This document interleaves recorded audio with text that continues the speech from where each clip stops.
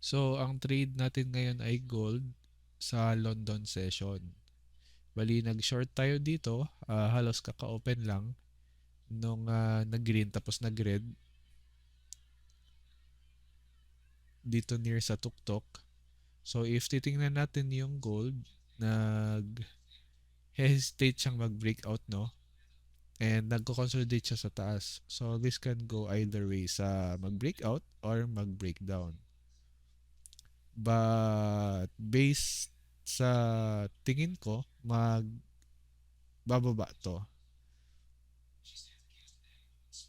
So, nag-open ako ng short dyan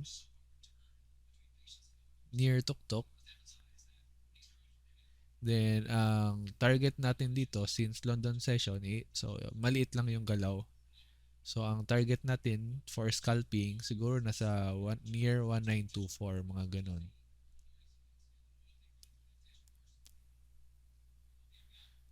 So, bakit 1924? Makita natin may support na semi-support dyan sa 1924. Scalping lang naman. If hindi tayo scalping, mas malaki target natin.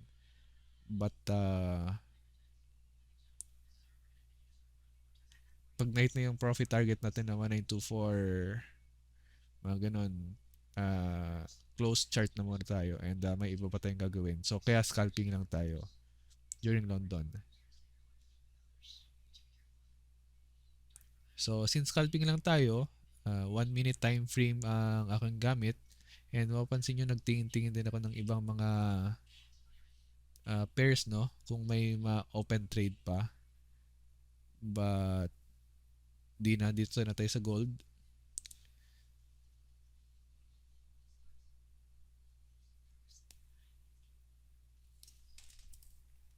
So, hintay-hintay lang tayo.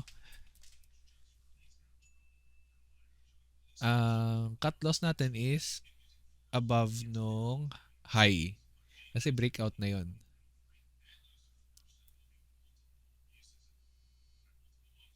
May kunting buffer lang.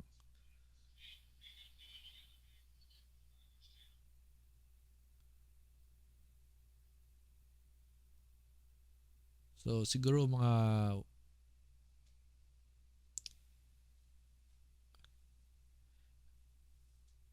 ayan, 1 is to 2 halos ang risk reward ratio dito. 1 is to 2, mga ganun.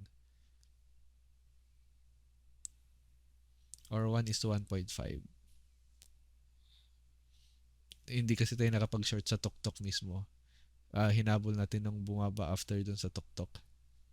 But anyway, so makikita natin, nagtingin-tingin tayo sa mga iba't ibang time frame, higher time frame, para reassess if tama ba tong pag-short natin.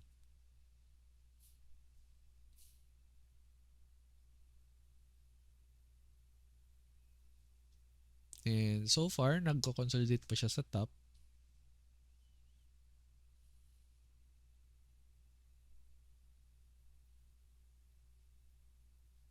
Ayan, makita natin yung USD na tumaas na. GPB USD malapit ng mahitang resistance.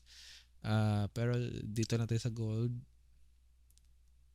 Stay lang yung short. Di pa naman nagpapakita ng strength.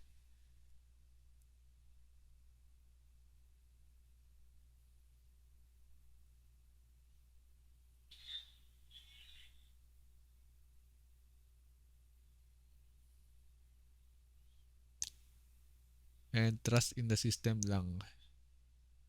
So, iwan na natin yung short dyan.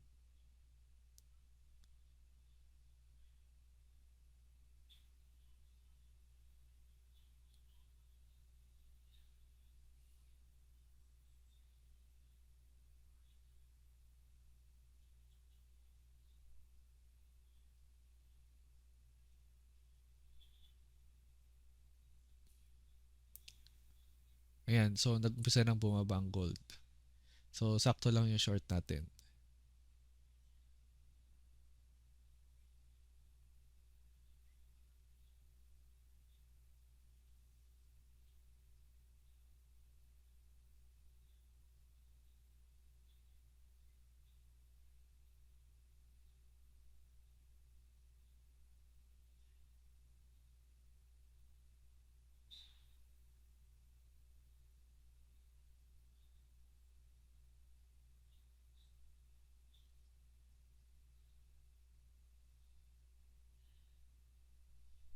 So, hintay lang tayo if ma-hit yung profit target natin na nasa 1924, mga ganun. Although, dalawa dapat ang target natin dito. 1924 area.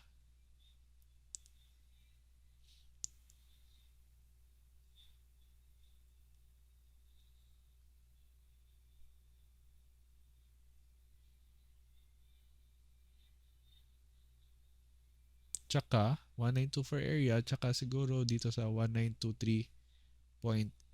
Mga ganon. 1924 tsaka 1923.9.8. So, saka ko na pag-iisipan yan kapag umabot na dun sa 1924 if sell or so, hintayin natin mag 1923.8.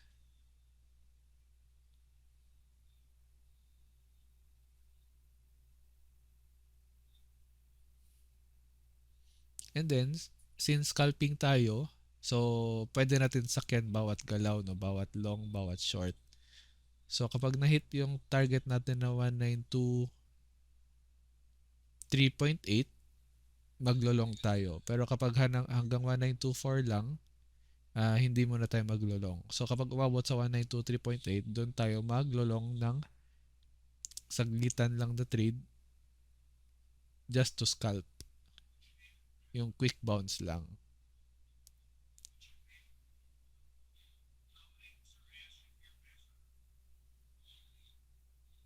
Yan lang ang hirap, no, kapag hindi New York session. Minsan consolidating talaga yung maabutan mong movement.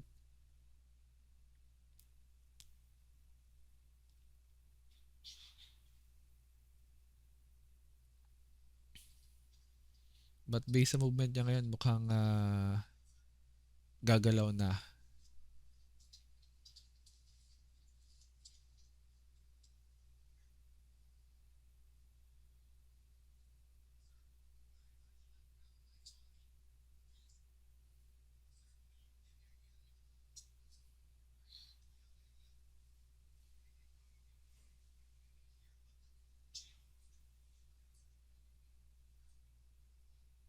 Ayan, so bumababa na.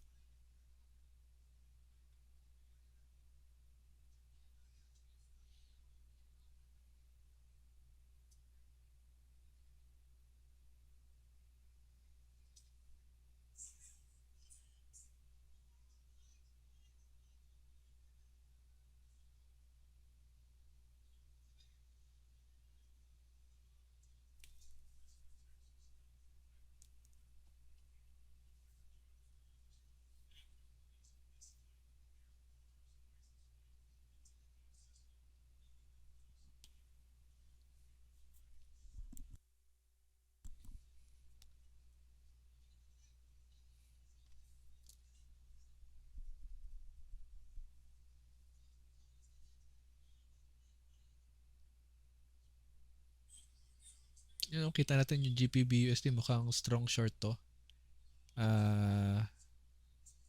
But dito na lang, since may open trade tayo sa gold, stay lang muna tayo sa gold. Although parang gusto ko rin mag-short sa GPB USD.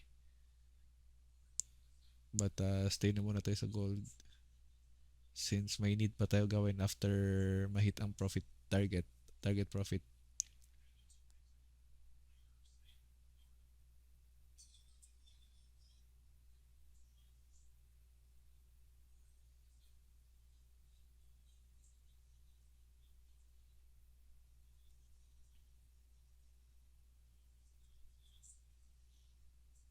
Ayan, so malapit na ma-hit ang ating target profit area.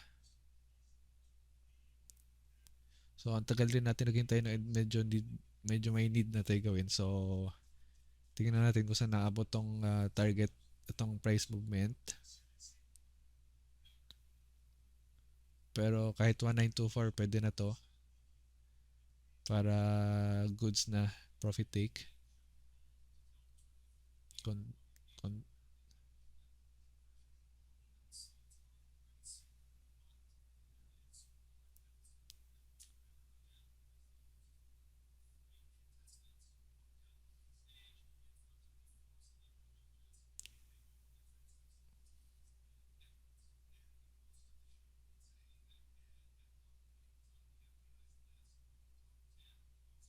Yeah, actually, na-hit na niya yung nag-bounce na siya dun sa support na sinasabi ko na siguro minor support.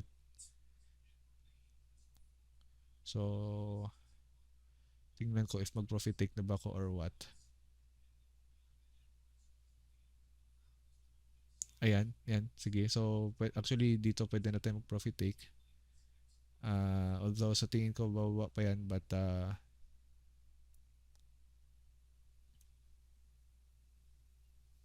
since isa lang yung na-open natin na trade, pwede na sa TP1.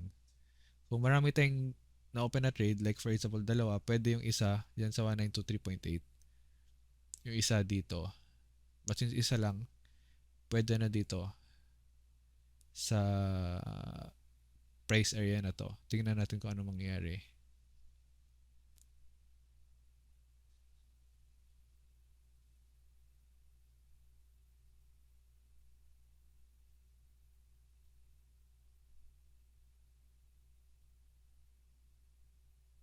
Ayan, ayan. Nasa area na siya. Nasa support, nasa bounce area na siya. Malapit na. So, tingnan natin if mag-bounce dyan. Benta na tayo or something. Since isa lang yung open trade natin.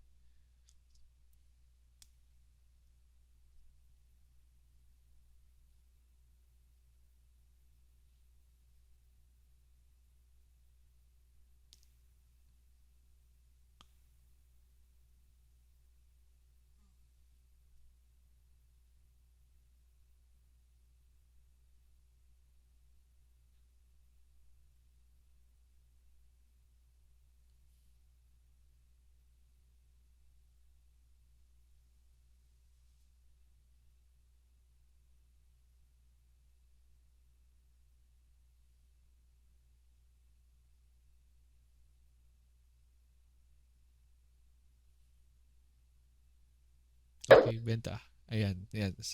Di tayo sure.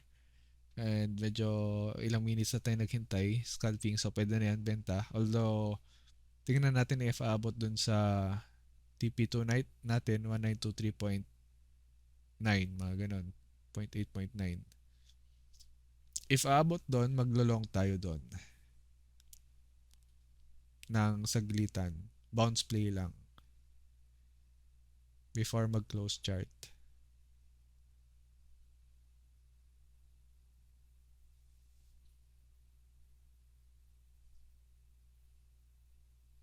And target natin is itong price na to kung saan siya nag-conso ngayon. Diyan yung target natin na profit take kapag nag-long tayo.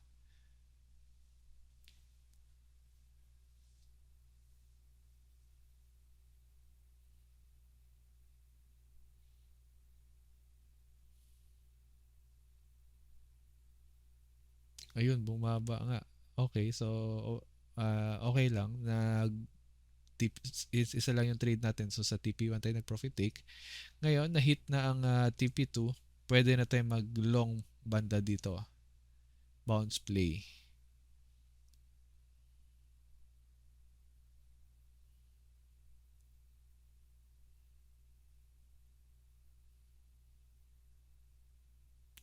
Ayan, set ng cut loss.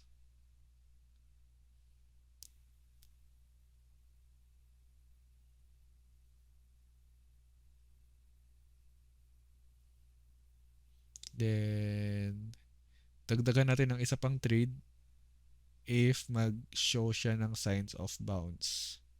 So, tingnan natin. Uh,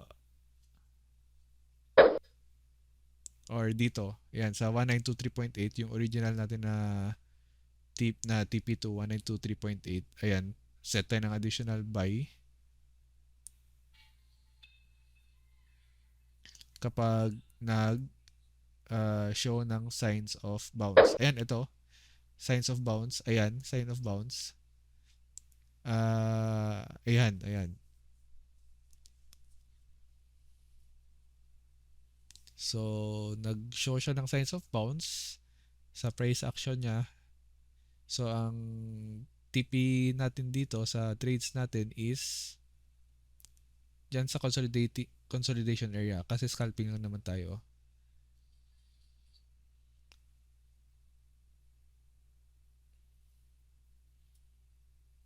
Ayan, ayan. So, pwede natin mag-profit take dito. Ayan, okay. Profit take 1. Tingnan natin if tataas pa ba to. If nag-hesitate, benta na and then close chart.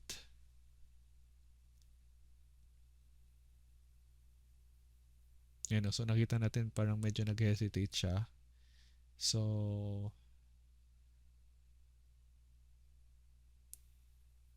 tingnan natin.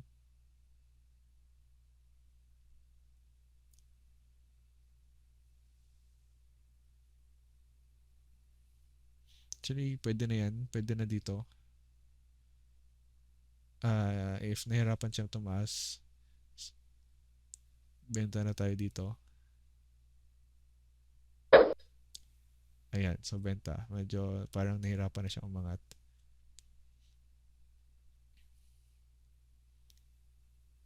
So, tingnan natin. Ayan, bumaba nga. So, buti na lang nag-profit take tayo dun sa taas. For scalping lang din naman.